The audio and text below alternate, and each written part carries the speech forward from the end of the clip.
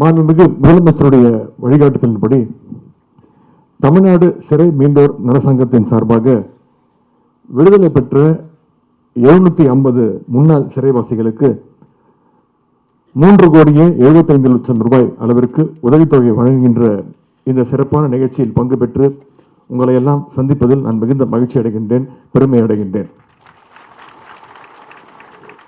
இந்த விழாவில் பங்கேற்கின்ற இந்த வாய்ப்பை உருவாக்கி தந்த மாண்புமிகு சட்டத்துறை அமைச்சர் அண்ணன் ரகுபதி அவர்கள் மற்றும் சிறைத்துறையினுடைய அதிகாரிகள் உள்ளிட்ட அனைவருக்கும் என்னுடைய நன்றியை நான் இந்த நேரத்தில் தெரிவித்துக் கொள்கின்றேன். இந்த துறையின் மீது நம்முடைய முத்தமிழ் டாக்டர் கலைஞர் அவர்களுக்கு எப்போதுமே ஒரு தனி பிரியம், தனி அக்கறை உண்டு. டால்மியாபுரம் பெயர் மாற்ற போராட்டத்தில் கள்ளக்குடியில தண்டவாளத்தில் தலை வைத்து படுத்து கலைஞர் அவர்கள் கைது செய்யப்பட்டு அரியலூர் சிறையிலும் பிறகு திருச்சி சிறையிலும் அவர்கள் அடைக்கப்பட்ட போதும் சரி, இந்திய எதிர்ப்பு போராட்டத்தில் பங்கேற்று தேசிய பாதுகாப்பு சட்டத்தின் கீழ் பாளையங்கோட்டை சிறையில் கிட்டத்தட்ட 62 நாட்கள் தனிமை சிறையில் அடைக்கப்பட்ட போதும் சரி, சிறைவாசிகள் சந்திக்கின்ற பிரச்சனைகளை அவரே நேரில் எதிர்கொண்டவர் தான், உணர்ந்து கொண்டவர் தான், தெரிந்து கொண்டவர் தான். முத்தமிழ் கலைஞர் அவர்கள் மட்டுமல்ல, நம்முடைய மாண்பு முதலமைச்சர் அவர்களும் கூட சிறைவாசிகளுடைய கஷ்டத்தை எல்லாம் உணர்ந்தவர்கள் தான். 1976ஆம் ஆண்டு மிசா அடக்குமுறை காலத்தில் ஓராண்டுகள் சிறையில் அடைக்கப்பட்டு எல்லா வகை துயரங்களையும் அனுபவித்தவர் தான் நம்முடைய முதலமைச்சர் அவர்கள். முத்தமிழ் கலைஞர் அவர்கள் ஒரு நிகழ்ச்சியில் பேசும்பொழுது சொன்னார்கள், அவர் சிறையில் இருந்த காலத்தில் அவர் இருந்த சிறை அறையிலேயே கழிவறையும் சேர்ந்து இருந்தது. அதனுடைய நாற்றம் மூக்கை துளைத்தது. அந்த நாற்றத்தை தவிர்ப்பதற்காக பூட்டப்பட்ட கம்பி கதவுகளுக்கு நடுவில் அந்த கம்பி கதவுகளுக்கு பின்னால் நின்று கொண்டு மூக்கை மட்டும் வெளியே நீட்டிக்கொண்டு இரவு முழுவதும் நின்று கொண்டே தூங்கியிருக்கிறார்கள். அது மட்டுமல்ல, அப்பொழுது சிறைவாசிகளுக்கு வழங்கப்பட்ட உணவு தரமில்லாமல் இருந்தது என்பதையும் பேசியிருக்கிறார்கள்.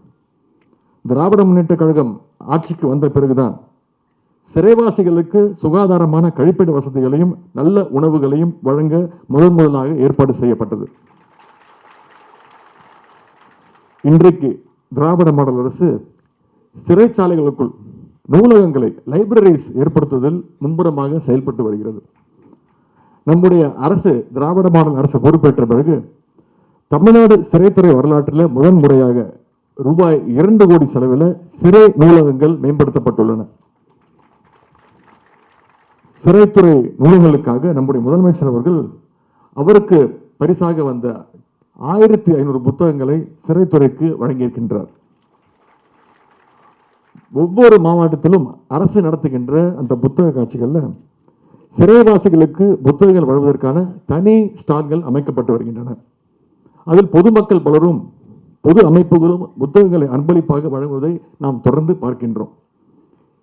எனக்கு அன்பளிப்பாக வருகின்ற புத்தகங்களை கூட சென்னை புத்தக காட்சி போன்ற நிகழ்வுகள் மூலம் சிறை நூலகங்களுக்கு அனுப்பி வைக்கின்றோம்.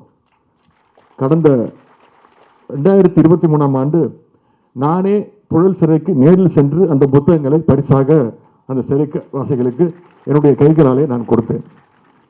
அந்த காலத்தோடு ஒப்பிடும்போது இப்போது சிறையில் இன்னும் பல வசதிகள் மேம்படுத்தப்பட்டுள்ளன. சிறைவாசிகளுக்கு இப்பொழுது அசைவ உணவுகள், நான் வெஜிடேரியன் தரப்படுகின்றது. சத்தான உணவுகளும் வழங்கப்பட்டு வருகின்றன. இன்றைக்கு இந்தியாவில் இருக்கக்கூடிய பிற மாநிலங்களை விட தமிழ்நாடு அரசு சிறைத்துறை ஒரு முன்மாதிரியாக திகழ்ந்து கொண்டிருக்கிறது. சிறைவாசிகளுடைய சீர்திருத்தத்திலும் மறுவாழ்வுக்கான முன்னெடுப்பிலும் சிறைவாசிகளுடைய நலனிலும் கூடுதல் அக்கறையுள்ள அரசாக இந்த அரசு செயல்பட்டு வருகின்றது. ஏனென்றால் சாதாரணமாக இருப்பவர்களுக்கு உதவி செய்வது என்பது, உயர்த்துவது என்பது வேறு. ஆனால் உடைந்து போன மனிதர்களை புரோக்கன் மேன் என்று சொல்வார்கள். அப்படிப்பட்டவர்களுக்கு பக்கத்துணையாக இருந்து அவர்களுடைய நல்வாழ்வை உறுதி செய்வது என்பது வேறு. இது ஒரு மிகவும் சவாலான ஒரு பணி. சிறையை நாங்கள் எப்போதுமே தண்டனைக்குரிய இடமாக பார்ப்பதில்லை.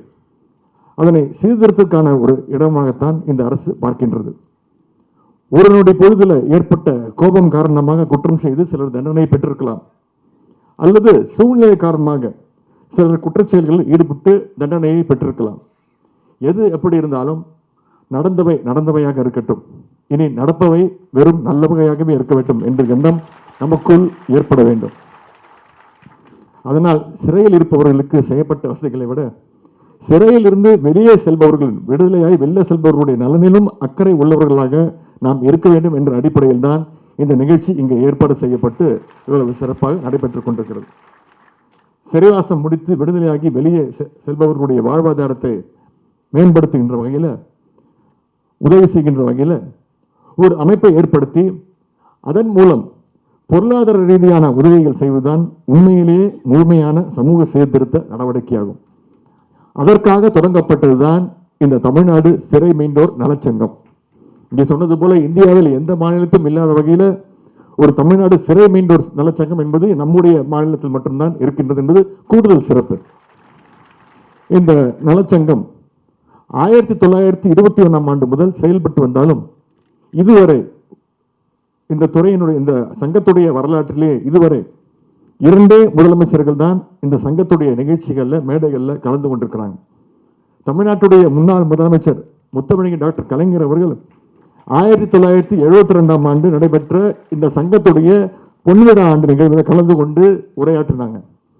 அதேபோல் நம்முடைய முதலமைச்சர் அவர்கள் கடந்த 2023ஆம் ஆண்டு சிறையில் இருந்து விடுதலை பெற்ற முன்னாள் சிறைவாசிகள் 660 பேருக்கு 3 கோடியே 30 லட்சம் ரூபாய் உதவித்தொகையை இதே மேடையிலே வழங்கினார்கள். இன்றைக்கு விடுதலை பெற்ற 750 சிறைவாசிகளுக்கு 3 கோடியே 75 லட்சம் ரூபாய் மதிப்பீட்டில் உதவித்தொகை வழங்கப்படும் நிகழ்ச்சிகளை அடியே நான் கலந்து கொள்கின்றேன். இந்த உதவியை பெற்றுக்கொண்டு நீங்கள் அனைவரும் கடந்த காலத்தை மறந்து எதிர்காலத்தை பற்றி மட்டும் சிந்தித்து, உங்களுடைய குடும்ப நலனை மட்டும் சிந்தித்து, உங்களுடைய உற்றார் உறவினர்கள் நண்பர்களுடைய நலனை மட்டும் சிந்தித்து நல்ல வண்ணம் உங்களுடைய வாழ்க்கையில் முன்னுக்கு நீங்கள் வர வேண்டும். உங்களுக்கு தரப்படுகின்ற அந்த நிதியை ஒரு நல்ல வழியில் நீங்கள் பயன்படுத்த வேண்டும். அதற்கு நம்முடைய திராவிட மாடல் அரசு என்றென்றைக்கும் உங்களுக்கு எல்லா வகையிலும் துணை நிற்கும். நம்பிக்கையோடு செல்லுங்கள், புதிய உலகத்தை பாருங்கள் என்று கூறி இந்த சிறப்பான வாய்ப்பை அளித்த அண்ணன் ரகுபதியன் அவர்களுக்கும் வந்திருக்கக்கூடிய அத்தனை பேருக்கும் மீண்டும் என்னுடைய நன்றியும் வாழ்த்துக்களையும் தெரிவித்து வாய்ப்புக்கு நன்றி கூறி விடைபெறுகின்றேன்.